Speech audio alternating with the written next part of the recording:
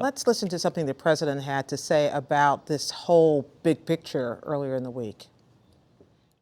Our approach as the United States is not to see these as some Cold War chessboard in which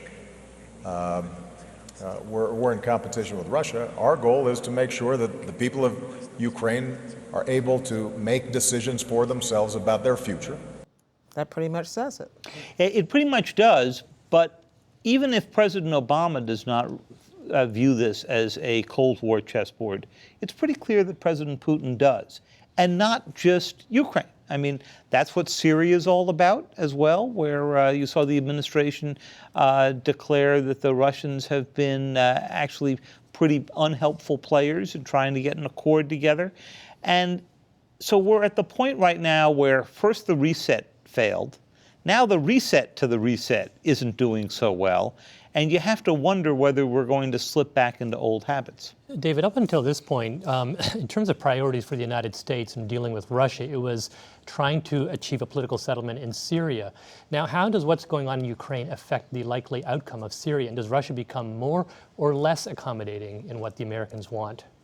I think the big fear, Greg, is that they're going to become less accommodating. Now, it's hard to imagine them being less accommodating than they've been in recent weeks. We went through this brief, perhaps illusory moment back in September and October when the Russians helped broker the deal that is slowly moving those chemical weapons precursors out of the country. But they've now reverted to the norm, and there are a lot of heavy weapons that Assad is getting that the Russians are sending. And you've got to wonder if this deal falls apart in the Ukraine, and the Ukraine looks like it's going back into the European orbit, whether or not Putin will do something again. Well, what is the White House strategy right now? It seems that it's been to try not to talk about this, but is there something going on internally in the White House about what they would like to do? We just haven't seen it. They were pretty focused on this, but you have to remember, first of all, this isn't about us. This is, primarily about the Ukraine. And even though Vice President Biden was working the phone. He was working the phones, and he's got a relationship with Yanukovych that they thought that they would try to capitalize on.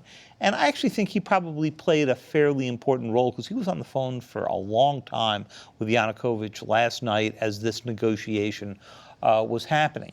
But in the end, we don't have very much trade with Ukraine. We don't have very much leverage there. And so that's why it's really Putin's to lose at this point.